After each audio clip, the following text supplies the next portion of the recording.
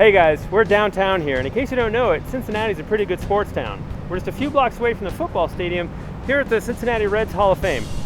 That's right, the Hall of Fame's right in front of Great American Ballpark where they play their home games. And a lot of people don't realize that the Cincinnati Reds and the Boston Red Sox have a few historical ties.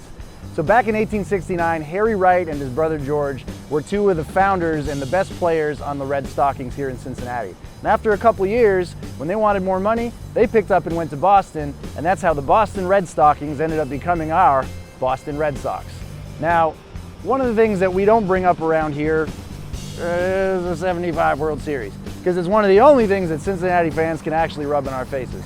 But the Hall of Fame's great, the stadium's great, and the entire riverfront area, lots of cool sports stuff to check out.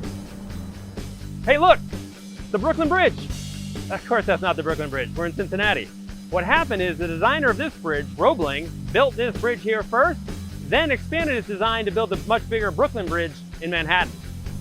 Hey guys, one of the cool things about Cincinnati is its role in African American history, and particularly the Underground Railroad. Because it sits on the Ohio River, Cincinnati was the first bastion of freedom, as it was the southernmost free state. One of the awesome attractions here in town is the National Underground Railroad Museum and Freedom Center. We strongly recommend you check this out, it's very well done. What's up guys, we're here in Over the Rhine, or OTR for short. This is the neighborhood where Cincinnati comes to eat, drink, and play. Think Fort Point meets Newbury Street, something like that. Now here you'll find awesome bars, breweries, restaurants, nightclubs, comedy clubs, all kinds of hangouts.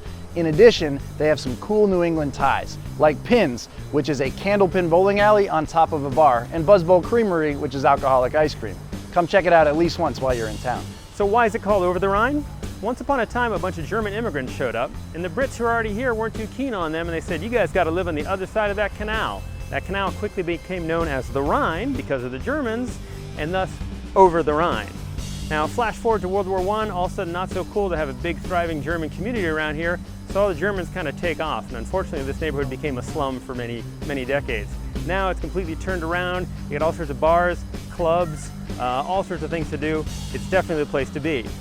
And if you want to learn more about the history down here, check out my friends at American Legacy Tours. They'll take you on all sorts of tours around Over the Rhine and the rest of Cincinnati, including a tour of the tunnels that the German brewers dug to hide their beer.